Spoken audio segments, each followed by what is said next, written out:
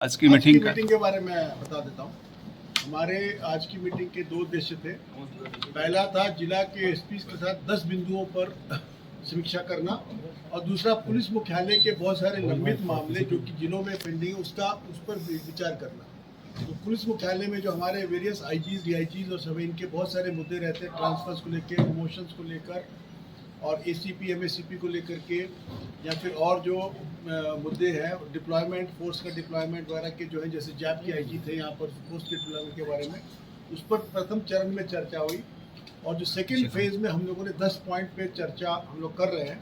तो उसमें 10 पॉइंट मैं बताता हूँ। पहला पॉइंट था कि ये जो घटनाएं घट रही हैं बाय स्प्लिटर ग्रुप्स, ये जो हमारे खास करके चतरा हजारीबाग के बॉर्डर पे या रामगढ़ के एरिया में, तो इन घटनाओं को रोकने के लिए क्या कार्रवाई की जा रही है और इन घटनाओं को भविष्य में नहीं हो उसके लिए क्या किया जा रहा है और इनकी इन्वेस्टिगेशन जो पूर्व में घटना उसमें क्या किया जा रहा है। तो इस पर हम लोगों ने एक डिटेल्ड रणनीति बनाई है और हम लोग इस पर कार्रवाई करने जा रहे हैं। आपको इसके परिणाम मिलेंगे, जल्दी मिलेंगे और हम लोग बड़े पैमाने पर कस के कुर्की करेंगे। सभी की कुर्की के प्रोसेस शुरू हो गए हैं और 80 to 83 सीआरपीसी जो नया बीएनएसएस में आ गया उसके अंतर्गत करके, plus UAPA unlawful activity prevention act में प्रावधान है कि इनके द्वारा प्रोसीड्स ऑफ टेररिज्म अर्थात के उग्रवाद के माध्यम से अर्जित की गई संपत्ति को जब्त करने के प्रावधान यूएपीए में सेक्शन 25-26 में, उसका हम लोग कारगर प्रयोग करेंगे और इन सभी अपराधियों की सारी संपत्ति के घर, मकान, दुकान सबको हम लोग जब्त करेंगे सो दैट इनको ये टेररिज्म बिकम्स नॉट प्रॉफिटेबल, ताकि टेररिज्म से गाड़ियां जलाकर लोगों से रंगदारी मांगकर वसूली ना करने पाए, ये हम लोग कर रहे हैं। इसमें हम लोग एटीएस का बहुत बड़ा रोल प्ले कर रहे हैं। सेकेंड पार्ट में खास करके जो अपराधी जेल के अंदर बंद है उनको कैसे उन पर लगाम कसी जाए, उन पर नकेल कसी जाए, उनकी गतिविधियों कैसे रोका जाए। इसमें आईजी ऑपरेशंस और एडीजी ऑपरेशंस संजय नाटकर एक अलग से मीटिंग करेंगे जिसमें वो एसपी एटीएस ऋषभ झा और इन जिलों के एसपी जो है खास करके हजारीबाग, रामगढ़, बोकारो, धनबाद, जहाँ पर ये 4-5 जो सो कॉल्ड क्रिमिनल गैंग्स जो जिनके और इनके विदेश में बैठे सहयोगी काम कर रहे हैं उनको कैसे रोका जाए उस पर वर्क करेंगे। काफ़ी वर्क इसमें हुआ भी है, रिजल्ट आपको नजर आएंगे। नक्सलियों और अपराधियों के पर रिवार्ड को घोषित करना, जो रिवार्ड घोषित हुए बहुत सारे, देखिए मेरा मानना है कि Jharkhand reward policy is one of the best in the country. मुझे लगता है कि झारखंड एकमात्र राज्य है जहाँ पे 1 करोड़ रुपए तक के इनाम नक्सलियों पर घोषित भी है और दिए भी गए हैं। सिर्फ घोषित ही नहीं है, कागजों पे ही नहीं है, दिए भी गए हैं। 1-1 करोड़ रुपए तक लोगों को दिया गया। अभी हाल में ये हमारे एडीजी ऑपरेशंस और आईजी ऑपरेशंस की पहल से गिरिडीह में एक नामी नक्सली सरेंडर किया है जिसमें 10 लाख का उसको इनाम दिया गया है, तो उस पर हम लोग रिव्यू करेंगे। इसके अलावा हम ट्रैफिक की बात करेंगे, ट्रैफिक व्यवस्था को कैसे सुधारें, क्योंकि शहर की पहचान ट्रैफिक से होती है। जो पहला, अगर कोई बाहरी व्यक्ति, कोई बिहार से, यूपी से, बंगाल से कोई आदमी रांची आता है तो उसका पहला इम्प्रेशन हमारे राज्य के बारे में पड़ता है ट्रैफिक से। तो ट्रैफिक की व्यवस्था को कैसे सुचारू बना सकें इस पर हम लोग विचार करेंगे, खास करके शहरी क्षेत्र के बिंदु थे। और आज जो मैं मीटिंग कर रहा हूँ, मैं एक एक जिला का डिटेल्ड रिव्यू नहीं कर रहा हूँ। मैं अपना सोच उन लोगों को दे रहा हूँ, हमारे पुलिस अधिकारियों को, और उनका सोच मैं प्राप्त कर रहा हूँ। इसके बाद मैं अगले हफ्ते, अगले महीने से एक एक रेंज का इंडिविजुअल वेरिफिकेशन वो करूँगा, खास करके महिला अपराध के बारे में, जो gang rapes, witchcraft, human trafficking या फिर इस तरह की जो घटनाएं घटी है, महिलाओं के साथ जो घटनाएं घटी है, ईव टीजिंग इवन, या वायलेंट मर्डर्स, या किसी में एसिड अटैक, इस तरह की, या पॉक्सो, इस तरह के मामले जिसमें हमारे राज्य की बच्चियां, बेटियां जो उसमें विक्टिम बन जाती है, उन पर मैं विचार करूँगा। प्लस हम लोगों ने विक्टिम कॉम्पेंसेशन स्कीम को बड़े पैमाने पर प्रसारित करने का प्रयास भी किया है और इसमें भी हमारी महिला थाना प्रभारी अग्रणी रोल प्ले करेंगी। जैसे किसी महिला के साथ अनहोनी घटना घटती है तो झारखंड राज्य की जो विक्टिम कॉम्पेंसेशन स्कीम है जिसमें 7 लाख 8 लाख तक देने का प्रावधान है, उसमें कैसे जल्द से जल्द पैसा मिले उस पर भी लोग वर्क करेंगे।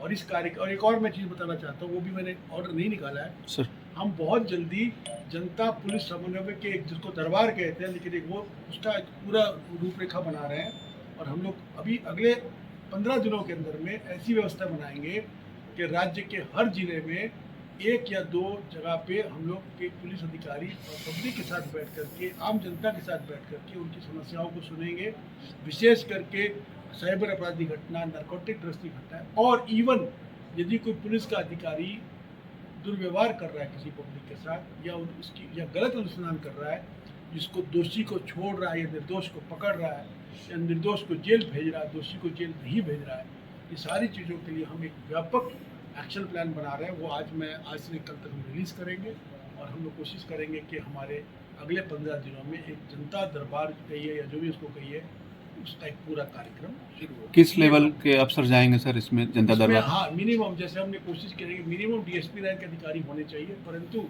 मेरा प्रयास होगा कि हमारे राज्य के वरीय अधिकारी, वरीयतम अधिकारी, आईजीज, डीआईजीज जो हैं, एडीजीज, ये जो हमारे जो है पुलिस मुख्यालय के हैं, जैप के हैं, बटालियंस के हैं, जिला के हैं, रेंज के हैं, सभी किसी न किसी जनता दरबार में किसी न किसी रूप में सम्मिलित हों, ताकि जनता से बात करके जिस काम के लिए हम लोग बने हैं, सर्विस सेवा, उस सेवा को हम लोग बढ़िया से कर सके, इसका प्रयास। तो अगर आप स्टडी करें तो रांची में अधिकतम स्थान पे सड़कें काफ़ी चौड़ी है। प्रॉब्लम हो रही है इसमें इंक्रोचमेंट और जो हॉकिंग, और उसके बाद हॉकिंग क्योंकि सब्जी का दुकान लगा दिया और उसके आगे 4 आदमी मोटरसाइकिल पार्क कर दिया और उसके आगे गाड़ी लगा दिया, तो पार्किंग और हॉकिंग ये 2 मेजर समस्याएं हैं रांची में। देखिए, अब तो हॉकिंग जो करता है उसको भी अधिकार है, हम उसके अधिकार को भी छीनना नहीं चाहते। हमारा प्रयास हॉकर्स को रोकना नहीं है, हमारा प्रयास ट्रैफिक को स्मूथ बनाना, स्मूथ मिलता है कि वो चर्चा। तो मैंने अभी एसपी ट्रैफिक से काफ़ी चर्चा की है, चैम्बर ऑफ कॉमर्स से भी बात की है, आज भी शायद उनकी मीटिंग थी। हम लोग प्रयास कर रहे हैं कि रांची के ट्रैफिक को स्मूथ बनाए। उसमें एक नया प्रयास हम लोगों ने ये किया है कि एक बड़ा हम लोगों ने वो बनाया है, क्या बोलते हैं उसको, पोस्टर। कोई भी गाड़ी अगर गलत पार्क हो तो उस पर लगा दिया जाता है कि आपकी गाड़ी गलत पार्क है, 5 मिनट में हटा ले, अन्यथा आपकी गाड़ी को जो है वो टो चेन कर दिया जाएगा। आपने पहले देखा कि नहीं देखा ऐसा कहीं पोस्टर? लिखे थे भी सर। तो ये एक प्रयास है। एक और प्रयास है कि भाई नेम प्लेट पहने, वो भी एक छोटा सा प्रयास है। इसकी स्ट्रेंथ को बढ़ाने का प्रयास किया, वो भी एक प्रयास है। मैं तो जो हम लोगों ने प्रयास किया वो बता देता हूँ, बाकी कलकत्ता तो हम लोग नहीं बना पाए, ये बात सही है। 10 मोटरसाइकिल में वाइट कलर के उस पर हम लोगों ने वो लाइट लगा करके थोड़ा सा वो भी कोशिश किया है कि वो लोग पूरा, क्योंकि महिला सुरक्षा हमारे राज्य के लिए, मेरे लिए पर्सनली एक बहुत इम्पोर्टेंट और अहम मुद्दा है। तो महिला थानाओं को कैसे सशक्त बनाया जाए, उनकी व्यवस्था, उनकी दोनों चीज़ें, उनकी बेसिक इंफ्रास्ट्रक्चर और उनकी वर्किंग कार्यशैली, दोनों में कैसे सुधार लाया जाए, उस पर हम लोगों ने वर्क किया। साथ में एंटी ह्यूमन ट्रैफिकिंग यूनिट्स जो हमारे राज्य के विभिन्न जिलों में उपलब्ध हैं, उनको और कारगर कैसे बनाया जाए। जैसा आपको मैंने पहले बताया था कि राज्य सरकार ने एक नई सुविधा झारखंड पुलिस को दी है, जो संभवतः देश में पहली है, कि आप जो है अगर 400 मील से दूर, अगर 400 किलोमीटर से दूर आप अपराधी को रांची लेके आ रहे हैं तो आप वायुयान का प्रयोग भी कर सकते हैं, सिपाही भी कर सकता है, दरोगा भी कर सकता है। संभवतः पूरे देश में ये पहली पहल झारखंड राज्य के द्वारा हमारे पुलिस विभाग को दी गई है। इसके अलावा महिला थाना हो गया, एंटी ह्यूमन ट्रैफिकिंग यूनिट हो गया। फिर हम लोग बात करेंगे साइबर थाना की।